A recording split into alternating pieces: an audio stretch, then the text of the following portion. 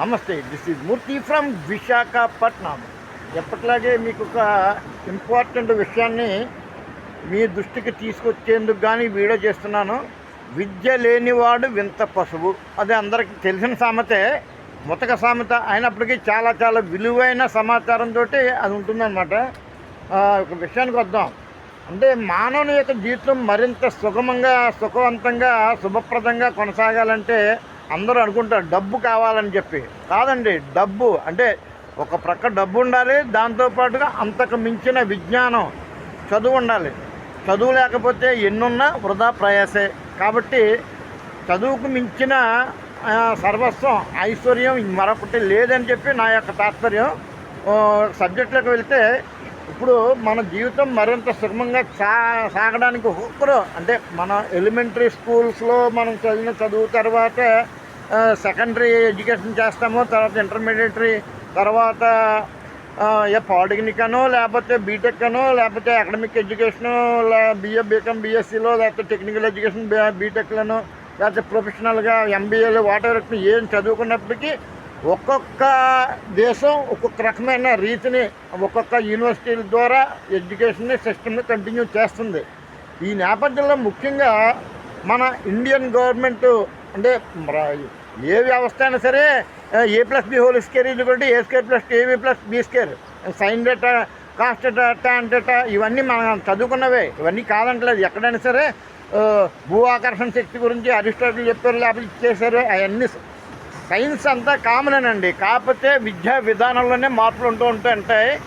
కొంతమంది సాంప్రదాయక రీతిలో ఎడ్యుకేషన్ సిస్టమ్ కొనసాగిస్తే, కొంతమంది మోస పద్ధతిని వీడకుండా ఎప్పటియో ఒక 100 సంవత్సరాల క్రితం ఏ సిస్టమ్ అయితే ఉందో అదే సిస్టాన్ని పాటిస్తూ అంటే కాబోయే రానున్న ఎడ్యుకేషన్ అంటే టెక్నాలజీని అందిపుచ్చుకోవడానికి కాస్త వెనుకంజ వేస్తున్నారు. ఒక రకంగా అనాసక్తి చూపిస్తున్నారు అనుకోవచ్చు. కానీ ఈ నేపథ్యంలో ఒక విషయం ఏంటంటే అండి, కాలంతో పాటు మనము పరిగెట్టాలండి. ఒకప్పుడు నిప్పు రాజేయాలంటే మానవుడి యొక్క విజ్ఞానానికి మొట్టమొదటి ఆయుధం ఏంటంటే నిప్పు కనుక్కున్నాడు. అంటే అగ్గి. ఆ రకంగా వన్ బై వన్ అంటే జీవపరిణామ సిద్ధాంతం అది పక్కన పెట్టండి. డార్విన్ చెప్పిన సిద్ధాంతం ప్రకారం ముందు కోతి నుంచి వచ్చాడు, తర్వాత చింపాంజీ, తర్వాత మనిషిని మారాడు. అవన్నీ పక్కన పెడితే రోజుకి విజ్ఞానం అనేది పెరుగుతూనే ఉంది. అంటే కొత్త పోకడలను అవలంబిస్తూ వెళ్తున్నాడు కాబట్టి, ఆ విజ్ఞాన సముపార్జన చేస్తున్నాడు కాబట్టి ఇప్పుడు భూమి మీద నడిచేవాడు రాకెట్లను చంద్రమండలంలో కూడా విహరిస్తున్నాడు.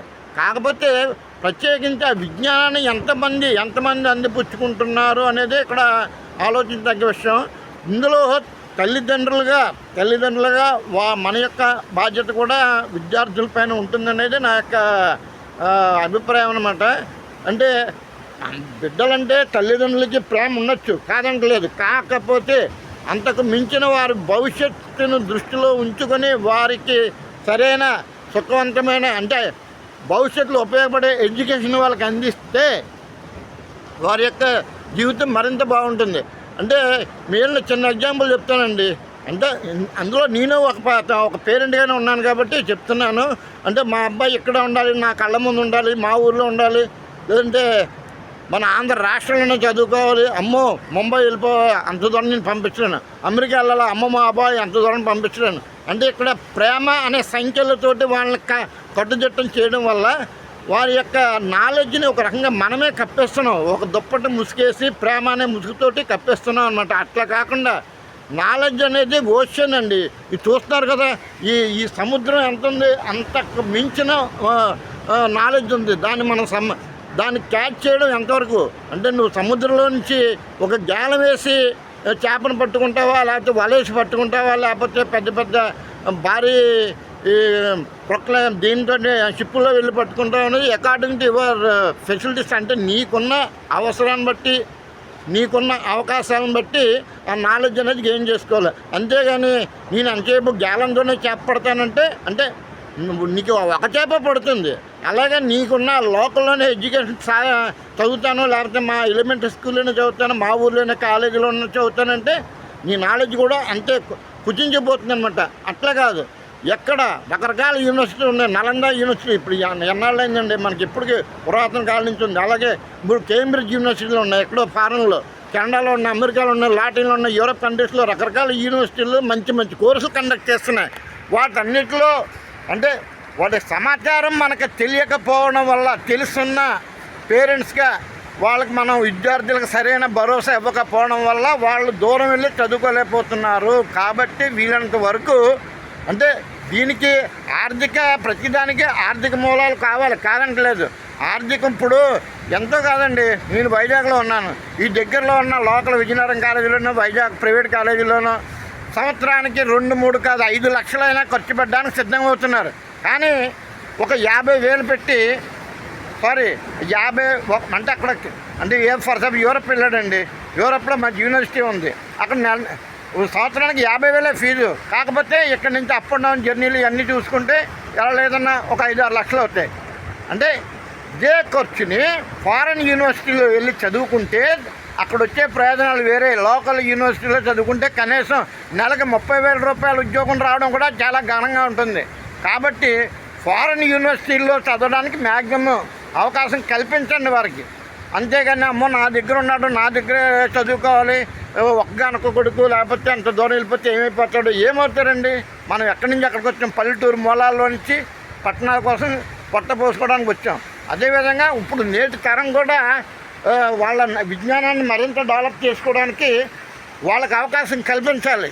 ప్రేమ అనే సంఖ్యలు వేసి వాళ్ళ యొక్క డెవలప్మెంట్ని మనం బంధించకూడదు అనేది నా ఉద్దేశం.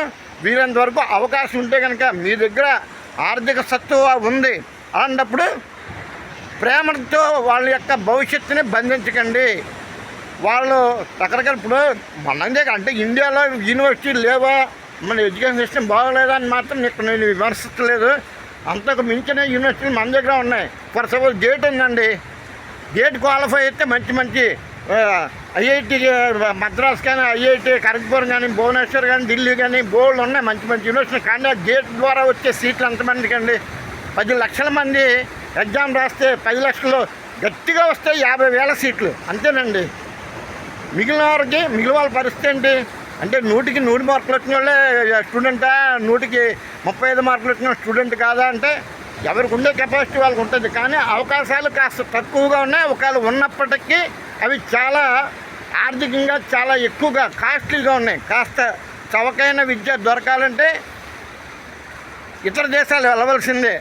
ఇతర దేశాలు వెళ్ళాలనుకున్నప్పుడు కాస్త ఖర్చు పెట్టుకునే కెపాసిటీ స్తోమత ఉన్నప్పుడు వారిని వీళ్ళంత వరకు ఎంకరేజ్ చేయడానికి ప్రయత్నం చేయండి. స్టూడెంట్కి అంటే మీరు మన చిల్డ్రన్స్కి వాళ్ళని వేరే చోటకి పంపించడానికి ప్రయత్నం చేయండి.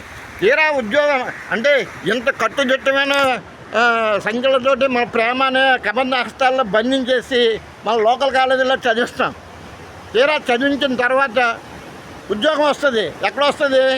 అమెరికన్ కంపెనీలో ఏదో బెంగళూరులోనో లేకపోతే ఏ మద్రాసులోనో వస్తుంది. మొక్కమాటం పడకుండా అక్కడ పంపించేస్తాం అతన్ని. అప్పుడు ఏమైందండి? అక్కడి నుంచి అమెరికా వెళ్తాడు. అప్పుడైనా సరే వదలాలి. అంటే 24/7 పుట్టిన కాడి నుంచి చనిపోయే వరకు నా దగ్గర ఉండాలి, నా యొక్క ప్రేమ అభిమానాల్లోనే ఉండాలనేది అది అత్యాశ అవుతుంది, దురాశ అవుతుంది. ఒక రకంగా వారి అభివృద్ధికి మనం బంధించినట్టే లెక్క.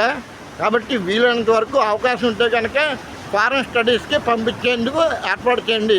బోల్డ్ కంపెనీలు కెనడా కానీ, ఇంగ్లాండ్ కానీ, న్యూజిలాండ్ కానీ బోల్డ్ కంపెనీలు అండి. అంటే మీన్స్ బోల్డ్ చాలా దేశాలు చవకైన విద్యను అందిస్తున్నాయి. గూగుల్ తల్లిని అడగండి.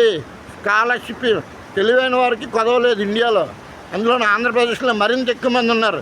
అటువంటి వారికి ఫారెన్ యూనివర్సిటీల్లో చదివితే ఒక ప్రక్క నుంచి చేనుకు సేవ రైతుకు రకం అంటారు కదా, ఆ రకంగా తక్కువ డబ్బులతోటి మంచి చవకైన డబ్బులతోటి మంచి కాస్ట్లీ ఎడ్యుకేషన్ దొరుకుద్ది.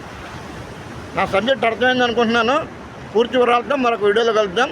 హర హర మహాదేవ శంభో శంకర. ఓం నమః శివాయ, నమో నారాయణ నమః. మన మధ్యలో ఇప్పుడు మీతో మాట్లాడుతున్నాను, సూర్యోదయం అవుతుంది. ఒకసారి సూర్య నమస్కారం చేసుకోండి. జై సూర్య భగవాన్, నమో నమః.